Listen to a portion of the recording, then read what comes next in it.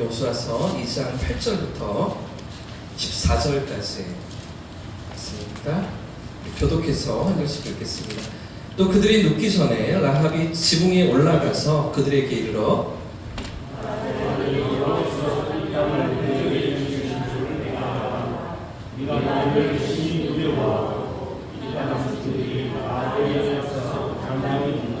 이는 너희가 애굽에서 나올 때 여호와께서 너희 앞에서 홍해물을 마르게 하시는 일과 너희가 요단 저쪽에 있는 아모리 사람의 두 왕 시온과 옥에게 행한 일, 곧 그들을 전멸시킨 일을 우리가 들었습니다.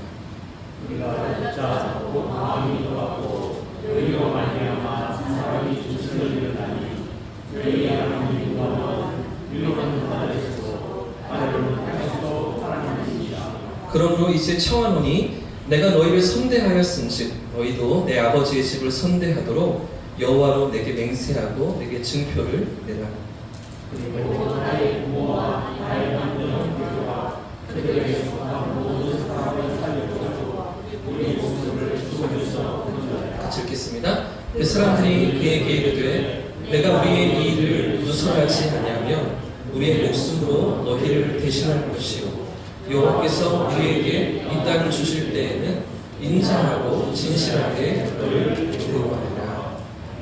아멘. 할렐루야. 오늘도 기도의 자리에 나오신 여러분을 주님의 이름으로 축복합니다. 옆에 계신 분들과 이렇게 인사하겠습니다. 보고 싶었습니다. 이렇게 인사하겠습니다. 정말 보고 싶으셨습니까? 그냥 인사만 하시는 거예요? 한 번 더 인사하실 때 정말 보고 싶었습니다. 우리 하겠습니다. 정말 보고 싶습니다. 함께 할 수 있어서 너무나 감사이고 은혜인 것 같습니다. 여러분 한 주간 평안하셨습니까? 한 주간 승리하셨습니까? 어느새 또 새 학기를 시작하는 청년들, 또 새봄을 맞이하는 우리 일상이 아닌가 싶은데요. 3월에도 원래 이렇게 영하의 날씨인가요? 원래 이랬었나요? 몇 년 안 살아봐서 저는 네, 3월인데 새봄이 꽃이 펴야 될 것 같은데 여전히 막 영하고 추운 것 같아서 오늘도 그렇지 얼마나 요란한지 바람도 많이 불고 한 주간 또 하나님 은혜 가운데 우리 삶을 붙드신 줄 믿습니다. 여러분 요즘에 어떤 드라마 보십니까? 드라마 좋아하세요? 안 보세요? 드라마 같은 거 안 본다. 네. 즐겁게 보시는 드라마가 어떤 것들이십니까? 여러분 왜 드라마를 빠지게 될까요? 드라마 좋아하시는 분들은 왜 드라마에 흠뻑 빠져서 목을 메고 그 시간을 기다리게 되는 걸까요? 아마 저는 이것 때문이라고 생각이 드는데 숨겨진 이야기 때문이 아닌가, 감춰진 이야기 때문이 아닌가라는 생각을 할 것 같습니다. 여러분 요즘도 하는지 모르겠는데 그 사극 중에 조정석 씨 나오는 사극이 얼마 전에 있었는데 지금도 하나요? 조정석 씨가 이제 이렇게 끝났으니까 잘하시네요. 이렇게 왕이 되죠 나중에 조선시대를 배경으로 신세경 씨가 또 나와서 같이 바둑을 두면서 뭐 정치 얘기도 하고 세상 얘기도 하고 뭐 그런 드라마인 것 같은 자세히 보진 않았습니다 저는. 근데 이 드라마에 숨겨진 이야기가 무엇이죠, 권사님?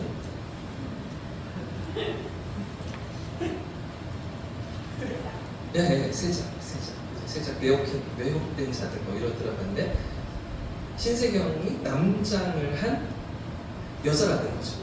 네, 여자인데 남장을 하고 다녀서 그 궁에도 들어가고 조정석 그 왕 옆에서 뭐 가까이에서 왕을 상담하기도 하고 같이 뭐 위로해주기도 하고 그런 일들을 하는데 여자잖아요. 누가 봐도 여자지요.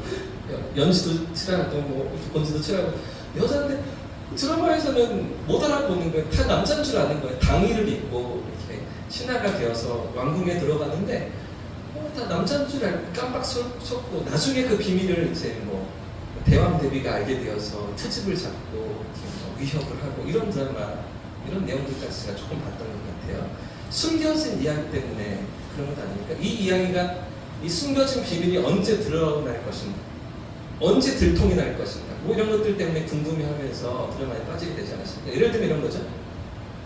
어떤 대기업에서 두 직원이 치열하게 박터지게 서로를 죽이려고 싸우는데 나중에 알고 보니까 형제지간이더라. 어렸을 적에 헤어진 같은 어머니 밑에서 태어난 이복 동생, 이복 동생 아니죠. 같은 어머니면 형제지간이더라. 아버지는 같은데 이복 동생. 이런 숨겨진 이야기들이 다 있어서 그런 이야기들이 궁금하고 어떻게 밝힐 수 있는가 이런 것들을 기다리면서 드라마를 보게 되지 않으십니까? 제가 무슨 얘기를 하고 있죠? 성경 속에도 이렇게 숨겨진 이야기가 있더라고요. 감추어진 이야기, 드러나지 않은 이야기, 겉으로는 표면적으로는 이런 이야기를 하는 것 같은데 사실 그 속에는 숨겨진 이야기가 있더라는 것이죠. 그래서 여러분, 우리 작년에 제절면을 하셨던 장로님들, 권사님들은 잘 아시겠지만 성경 본문을 읽을 때 우리가 자세히 봐야 되는 여러 가지 것들 중에 어떤 것들이 있습니까? 이 본문의 배경을 살펴보는 게 아주 중요하죠.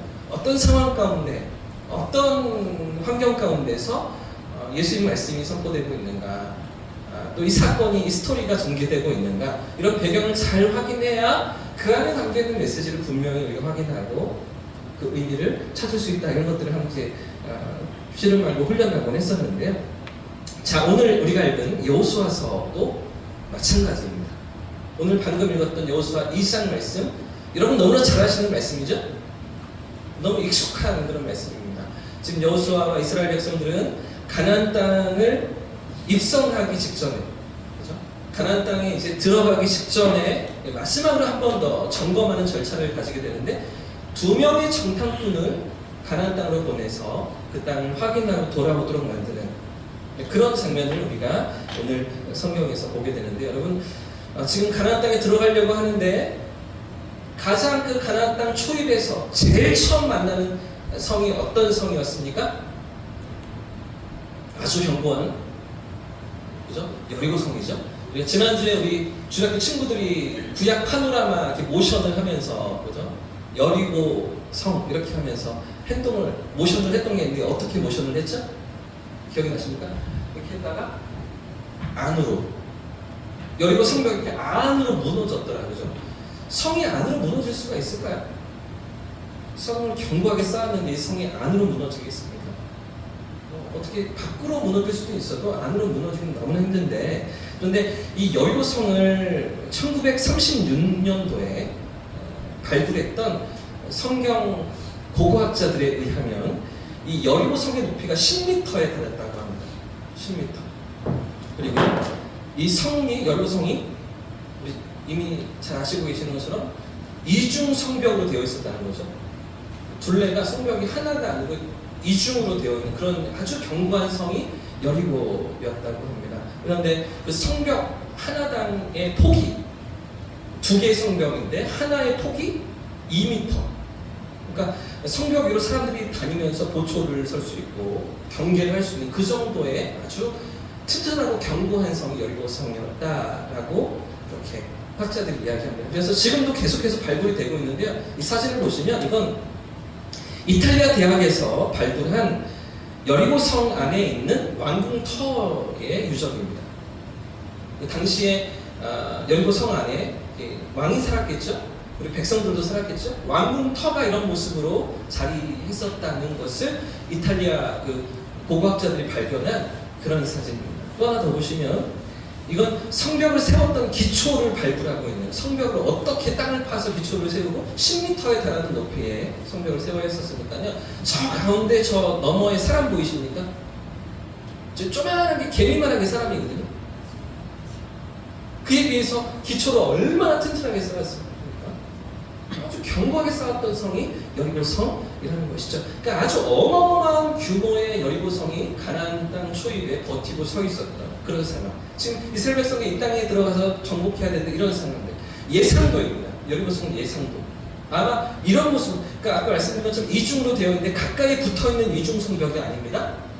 조금 이제 거리가 떨어져 있고 성벽 그 바깥쪽에 백성들이 또 살고 그 바깥쪽에 다시 둘레를 둘러서 두 번째 성벽을 쌓은 이런 모습이었을 것이다 라고 학자들이 발굴한 예상도가 여리고 성의 이런 모습일 것이죠. 여러분 생각해 보십시오. 지금 이스라엘 백성들이 광야 40년의 그 방황을 마치고 이제 적과 꾸리는 하나님이 약속하신 땅으로 들어가야 하는데 제일 먼저 맞닥뜨린 성이 어떤 모습이라고요? 엄청난 성이죠. 난공불락의 상황입니다. 전혀 엄두를 낼 수가 없는 그런 이 거대한 방어벽 앞에서 사기가 꺾일 수밖에 없는 그런 상황 가운데 이스라엘 백성들이 던져져 있었다는 것이죠. 그래서 사실은 꿈도 꿀 수가 없는 그런 성이었을 거죠. 40년 동안 광야길을 걸으면서 그죠? 힘이 빠질 대로 빠졌죠. 그들은 어떤 전투, 전쟁에 대한 어떤 군사 훈련을 제대로 받아본 적이 없습니다. 어쩌면 지금 양떼, 소떼, 염소떼를 거느리고 광야를 방황했던 유목민이었잖아요. 이런 이스라엘 백성들이 이 여리고성을 정복한다라는 것은 상상도 할 수가 없는 그런 상황인 것인데요. 자, 이런 상황 가운데 여호수아는 2명의 정탐꾼을 이 성으로 들여보내게 되고요. 그리고 오늘 우리가 읽었던 2장 8절부터의 말씀만 우리가 읽었지만 사실은 1절부터 7절까지의 말씀도 여리고성에 들어가서 이 두 정탐꾼이 어떤 상황에 맞닥뜨리게 되는지 이런 모습들을 상관부에도 기록해 놓고 있습니다. 그런데 금세 발각이 되는 거죠. 이 2명의 정탐꾼이 여리고 왕에게 바로 신고가 들어가게 됩니다. 자, 보시면 2절 말씀을 같이 보시면 2절 말씀 같이 한번 읽어보겠습니다. 시작. 어떤 사람이 여리고 왕에게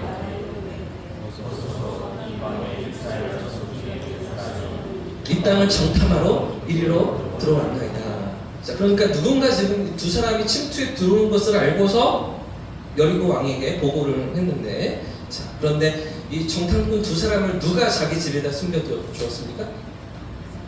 누구죠? 우리가 잘 아는 기생 라합이죠.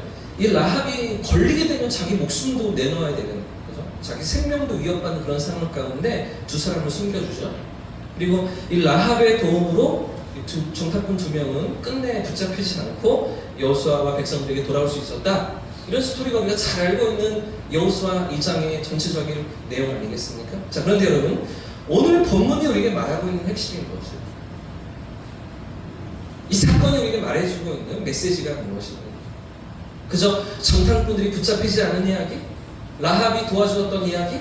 그런 내용을, 그런 사실을 전달하고 있는 것입니까? 여러분, 이 안에 숨겨져 있는 이야기가 무엇일까요? 이 속에, 이 본문 속에 담겨있는, 본문이 말하고자 하는 메시지, 감추어진 이야기가 무엇일까요? 자, 8절 말씀을 같이 한번 읽어보겠습니다. 8절입니다. 시작. 또 그들이 늦기 전에 라합이 지붕에 올라가서 그들에게 이르러. 여기까지. 지금 상황은 정탐꾼들이 라합의 집에 이 지붕에 숨어서 하룻밤을 지내는 상황입니다. 그 여리고성의 군사들이 계속해서 추격을 하고 있었기 때문에 성 밖으로 나가서 도망가지 못하고요. 하룻밤 동안은 라합의 그 지붕 위에서 숨어 지내면서 가슴을 졸이며 아마 밤을 새지 않았을까 싶은 그런 상황인 것인데, 자, 그런데 이렇게 지붕 위에 숨어있던 정탐꾼 2명에게 라합이 살짝 올라가죠. 두 사람에게 하는 이야기가 무엇입니까? 이 라합이 그 정탐꾼들에게 어떤 이야기를 합니까? 자, 9절 말씀도 보십시오. 9절도 같이 읽어보겠습니다. 시작. 말하되 여호와께서 이 땅을 너희에게 주신 줄을 내가 아노라. 우리가 너희를 심히 두려워하고 이 땅 주민들이 다 너희 앞에서. 아멘. 여러분, 지금 이게 무슨 말이죠? 라합이 왜 이런 얘기를 하고 있습니까? 이 밤에 라합이 올라가서 정탐꾼에게 왜 이런 얘기들을 하고 있는 것입니까? 이 대화에 숨겨져 있는 메시지가 무엇입니까? 한마디로 이야기하면 이미 주셨다는 거죠. 이 땅을 이미 너희에게 주셨다라는 것이죠. 그 얘기를 누가 하고 있어요? 이방 여인이 하고 있는 거죠. 여리고성 주인이 하고 있는 거죠. 이미 이 성을 너희에게 주신 줄 안다 라고 이런 이야기를 라합을 통해 듣도록 하나님이 일하고 계셨다는 것이죠. 생각해 보십시오. 지금 이스라엘 백성들은 너무나 두려워 떨고 있습니다. 도저히 정복할 수 없는 그런 난공불락의 석이라고 이렇게 생각하는 것이죠. 어떻게 저 성을 공략해야 되지? 어떻게 저 성을 우리가 정복해야 할까? 도저히 엄두가 나지 않는 그런 상황 가운데 두려워 떨고 있는, 간담이 높고 있는 그런 상황 가운데 하나님은 라합의 입술을 통해서 이 성을 너희에게 주었다.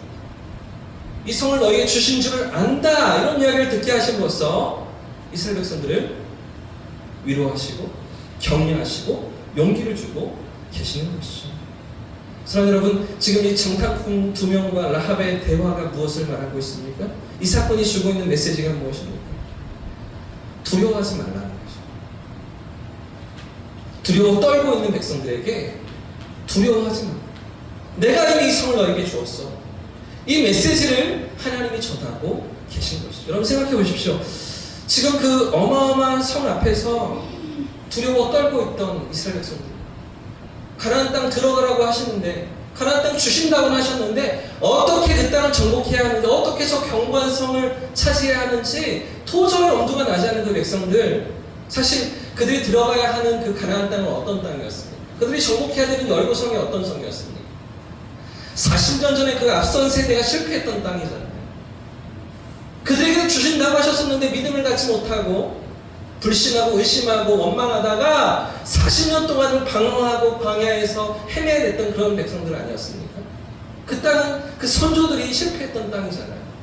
그 두려움 앞에서 하나님을 신뢰하지 못하고 믿음을 갖지 못하고 돌아서고 물러서고 낙심하고 절망하면서 그 땅을 차지하지 못했던, 실패했던, 한 번 실패를 맛보았던 그런 땅이 아닙니까? 그때도 똑같은 성벽을 보았죠. 똑같은 그 땅을 살아가는 사람들을 보면서, 그들의 무기를 보면서, 그들의 군사력과 강한 전투력을 보고서 지뢰의 검법을 먹고 도망치고 있던 그들이었잖아요. 자, 그런데 이 40년이 지나서 그 다음 세대가 다시 그 앞에 선 것이죠. 다시 그 시험지를 받아들고 있는 것이죠. 여전히 두렵습니다. 여전히 용기가 나지 않습니다. 여전히 그 앞에서 메뚜기와 같이 작은 자신들의 모습이라고 그렇게 생각하고 있는 건 아니겠습니까? 사랑하는 여러분, 새 봄을 시작하고 있는 우리의 마음은 어떻습니까? 3월을 시작하며 달려가고 있는 오늘 우리의 삶은 어떠십니까? 여러분, 우리 청년들, 새 학기를 시작하고 있는 캠퍼스 생활은 어떻습니까? 저 거대해 보이는, 저 강력해 보이는 세상 앞에서 오늘 우리는 너무나 위축되어 있고 작아져 있고 너무나 소심한 모습, 또는 어쩌면 우리는 아무것도 할 수 없는 것처럼 그렇게 생각이 들어서 두려워하며 집에 겁을 집어먹고 어떤 움직임도 해보지 못하는 그런 삶의 장에 우리가 서 있지는 않으십니까? 여리고 성 앞에 선 그 이스라엘 백성들처럼 두려움이 우리에게 어느새 엄습해와서 우리의 믿음을 다 붙들어 가두고 그 믿음을 발휘하지 못하도록, 그 믿음을 사용하지 못하도록 우리를 잡아 끌고 있지는 않으십니까? 여전히 변하지 않는 것 같은 현실과 우리 뜻대로 되지 않는 상황 속에서 어느새 우리 마음이 이 백성들처럼 패배감과 두려움에 젖어있지는 않으십니까? 해봐도 안 돼. 해봐도 소용없어 라고 생각하면서 나도 모르는 무력감이 우리에게 찾아와 있지는 않으십니까? 하나님을 기대할 수 있기를 축복합니다. 하나님을 기대하시기를 축복합니다. 살아계신 하나님을 바라보는 믿음으로 새 봄을 달려가는 저와 성도님들 되시기를 축복합니다. 그런 하나님 앞에 우리의 삶을 맡겨드리면서 우리의 삶의 현장을 살아가는 거죠. 내 힘으로는 아무것도 할 수 없지만, 내 힘으로는 도저히 저 성벽을 정복할 수도 없고 차지할 수도 없지만 살아계신 하나님이 나와 함께 하십니다. 그 하나님의 인도하심이 오늘도 내 삶에 찾아와 계심을 믿음으로 고백하면서 새 봄을 달려가는 저와 우리 성도님들 되시기를 주님의 이름으로 축복합니다. 여러분 보십시오. 이렇게 두려움과 패배감에 사로잡혀 있던 백성들에게 하나님은 어떤 고백을 듣게 하시죠? 어떤 이야기들을 듣게 하십니까? 9절 말씀을 다시 한번 보십시오. 제가 읽겠습니다. 말하되, 라합이 말하는 겁니다. 라합 말하되 여호와께서 이 땅을 너희에게 주신 줄을 아노라. 내가 안다. 우리가 너희를 심히 두려워하고 이 땅의 주민들이 다 너희 앞에서 간담이 놓고 있다. 자, 그러면서 10절이 어떻게 이어집니까? 10절은 같이 읽어보겠습니다. 시작. 이는 너희가 애굽에서 나올 때 여호와께서 너희 앞에서 홍해물을 마르게 하신 일과 너희가 요단 저쪽에 있는 아모리 사람의 두 왕 시온과 옥에게 행한 일, 곧 그들을 전멸시킨 일을 우리가 들었습니다. 할렐루야. 지금 라합이 무슨 말을 하고 있죠? 소문을 다 들었다는 것입니다. 지난 40년 동안 하나님이 너희를 어떻게 인도해 오셨는지, 어떻게 여기까지 이르게 하셨는지, 어떻게 하나님의 선하신 손길로 너희를 건지시고 승리케 하시며 그 모든 삶의 자리에서 함께 하셨는지, 너희를 인도하시고 너희를 안으실 뿐 아니라 독수리 날개로 업으셔서 여기까지 인도하신 것을 우리가 보았고 우리가 다 들었노라, 그렇게 고백하고 있는 것이죠. 여러분 보십시오. 사실 지금 이스라엘 백성들은 어떻습니까? 사실 그들은 그 두려움 속에서 지난 40년을 다 까먹고 있는 것이죠. 어떻게 출애굽의 역사를 경험하고 홍해를 가르시는 하나님을 체험했었는지, 어떻게 6월절 어린 양으로 능력을 10가지로 나타내시면서 그들을 건지시고 구원하시며 여기까지 인도하셨는지, 그 사실을 다 까먹고 다 놓치고 있었던 것입니다. 그 어마어마한 성벽 앞에, 현실의 문제 앞에서 그들 앞에 찾아온 지금의 이 상황 가운데 지금까지 인도하시는 하나님의 손길을 다 놓치고 잊어먹고 있던 것이죠. 자, 그런데 지금 누구를 통해서 지나온 40년을 돌아보게 하시는 것입니까? 이방인이죠. 이 라합을 통해서 하나님이 하신 역사를 다시 한번 기억하게, 다시 한번 깨닫게 하시는 것입니다. 여러분, 그래서 11절 말씀에 또 뭐라고 기록합니까? 11절 말씀도 같이 한번 읽어보겠습니다. 시작. 우리가 듣자 곧 마음이 녹았고 너희로 말미암아 사람이 정신을 잃었나니 너희 하나님 여호와는 위로는 하늘에서도 아래로는 땅에서도 하나님이십니다. 할렐루야. 여러분, 지금 누가 마음이 녹고 있습니까? 지금 누구의 마음이 녹고 있습니까? 이스라엘 백성들은 자신들의 마음이 녹고 있다고 생각했는데 완전히 간담이 다 떨어져 나가는 그런 두려움과 공포 가운데 어찌할 바를 모르고 있다고 그들은 생각했는데, 사실은 누가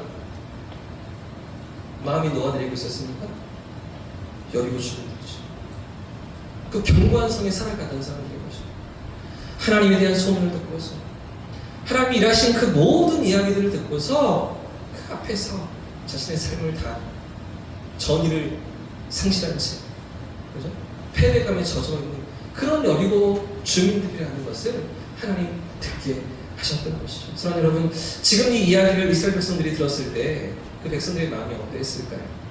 이 정탐꾼 2명이 라합의 이야기를 듣고 진영으로 돌아와서 이 고백을, 이 라합의 이야기를 전해 주었을 때 그때 이스라엘 백성들의 반응이 무엇이었겠습니까? 완전히 뒤집히는 거죠. 완전히 승리의 어떤 축제를 벌이지 않았겠습니까? 두려움이 사라지고 패배감이 사라지고, 그죠? 그 용기가 솟아나고 샘이 밀려오는 일들을 백성들이 경험하지 않았을까요? 여러분, 오늘 우리에게도 이런 믿음의 고백이 일어날 수 있기를 축복합니다. 하나님의 일하심을 바라보면서 그 하나님의 손길 앞에서 우리 안에서 새로운 믿음이 일어나는 새로운 될 수 있기를 주님의 이름으로 축복합니다. 지금까지 어떻게 우리의 삶을 인도해 오셨는지, 어떻게 여기까지 데려다 놓으셨는지를 기억하면서 그 하나님의 선하심이, 인자하심이, 신실하심이 오늘도 나를 붙드시고 우리가 염려하고 두려워하는 내 삶의 문제도 여전히 주님 손에 있는 줄 믿고 그분이 붙들고 계신 줄 믿고 이 믿음의 고백을 가지고 새 봄을 달려가는, 새 학기를 살아가는 저와 우리 성도님들 되시기를 주님의 이름으로 축복합니다. 축복합니다. 축원합니다. 이런 패배감이 아니라 담대함으로 세상 가운데 살아가는, 우리 가운데 어떻게 하나님의 그 이야기로 찾아오실지, 이스라엘 백성들 낙심한 그 백성들에게 라합의 고백을 듣게 하시는 하나님, 그 하나님은 오늘 나에게는 어떤 고백으로 찾아와 주시며 어떤 이야기들로 나를 용기를 주시고 세임을 주실지를 기대하면서 그 하나님의 세밀한 음성과 인도해 가시는 손길을 경험하고 맛보는 그런 새 봄이 되시기를 주님의 이름으로 축복합니다. 요즘 저희 집은요, 밤마다 전쟁입니다. 밤마다 세 식구가 한 침대에서 잔다고 자도 왜 이렇게 찌뿌둥한가 했더니 침대에서 세 명이 같이 자거든요. 저와 아내와 예슬이가 함께 같이 자고 합니다. 저는 안 되겠어서 침대 밑에 이불을 깔아주고 여기서 자 이렇게 조치를 취해줬는데요. 이 녀석이 어느새 새벽이면 또 올라와 있어요. 저희 둘 사이에 낑겨서 이렇게 막 발을 얹기도 하고 손으로 치기도 하고. 왜 사택에 방이 3개나 있고요, 거실도 있는데 왜 안방에서 3명이 같이 잘까요? 왜 집이 좁지가 않은데 왜 한 방에서 3명이 같이 자겠습니까? 보일러를 아끼려고? 좋지가 않습니다. 두려움 때문입니다. 두려움. 어떤 두려움? 그래도 방학 동안에는 언니가 같이 있었거든요. 지들방에 언니랑 같이 잤었는데, 언니가 계약을 하고 학교에 가고 나니까 이제 무섭다는 거죠, 예슬이가. 무서워서 혼자 그 방에서 못 자겠다는 거예요. 그래서 제가 하루는 예슬이한테 이렇게 물었습니다. 예슬아, 이게 네 방도 있고 침대도 있는데 왜 자꾸 안방에 와서 자는 거야? 왜 편하게 네 침대에서 자지? 왜 안방으로 기어 들어오는 거야? 이렇게 제가 물어봤죠. 그랬더니 예슬이가 뭐라고 대답했을까요? 예슬이가 이렇게 대답했습니다. 아파트 살 때는 그렇게 무섭지가 않았는데 주택에 사니까 나쁜 사람들이 쳐들어와서 해칠 수가 있잖아. 저 문만 따고 저 창문 따고 들어오면 아무 때라도 들어와서 훔쳐갈 수 있다. 나쁜 짓 할 수 있잖아. 그래서 무서운 거야. 이렇게 대답을 하더라고요. 6학년짜리 대답입니다. 여러분, 아이들에게 이렇게 막연한 두려움이 있는 거죠. 그런 일이 일어나지도 않는데 막연히 염려하고 걱정하는 두려운 마음들, 일어나지도 않은 일들에 대해서 불안한 마음과 공포심을 갖고 살아가는데, 오늘 제가 큰 녀석을 또 이제 동대구역에서 태워서 이제 집으로 데려왔는데, 타자마자 뭐 이런저런 얘기도 하다. 아빠 전쟁이 나면 북한하고 전쟁이 나면 아빠는 3순위로 끌려간대. 1순위는 현역 군인들이고 2순위는 뭐 이렇게 뭐 예비군들이고 3순위는 민간인들도 끌려간대. 일어나지도 않은 일들에 대해서 걱정하고 염려하는 아이들. 미국 그 아동 발달 연구소의 보고에 따르면 어린 아이들의 3분의 2가량이, 76% 이상이 밤에 강도가 침입하는 것을 두려워한다고 합니다.